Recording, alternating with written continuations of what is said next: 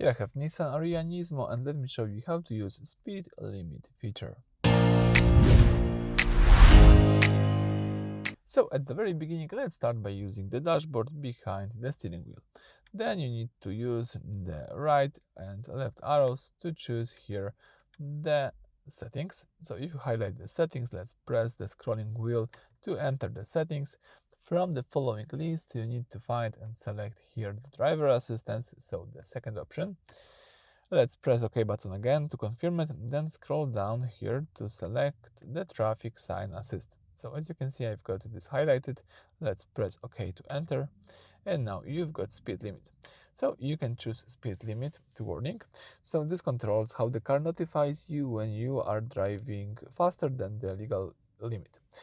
What it does when set to warning, the speed limit icon on your dashboard will usually flash or change color if your current speed exceeds the limit the car just saw on a sign. You can have this warning, or you can just info only about the speed limit. As you can see,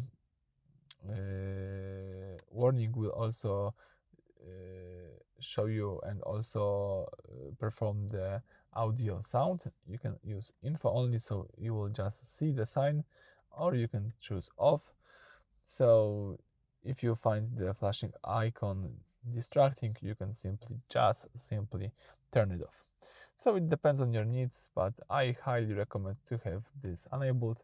So that's it for this video. Thank you for watching. Please subscribe to our channel and leave thumbs up.